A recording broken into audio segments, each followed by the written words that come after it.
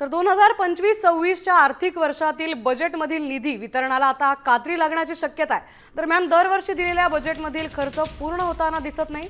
तर अशातच सरकारकडून आधीच नियोजन करत खर्च कमी करण्याचा प्रयत्न केला जातोय। बांधकाम, वाहन खरेदी, यंत्रसामग्री जाहिरात आणि इतर प्रशासकीय खर्चांवर आता निर्बंध आणले गेले।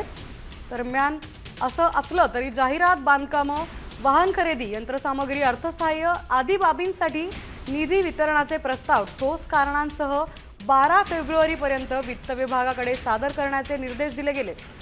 तर अशातच दिलेला निधी पूर्णपणे खर्च केला जात नसल्याने सरकारकडून बजेटला कात्री लावण्यात आल्याची माहिती आहे। निधी वितरण करताना तो प्रत्यक्ष खर्चात वापरला जाईल याची खात्री करण्याचे प्रशासकीय विभागांनी निर्देश मिळाले।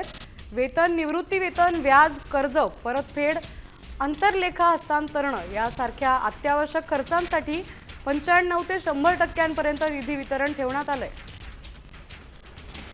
आता बजेटमधील निधी वितरणाला कात्री लागण्याची शक्यता आहे।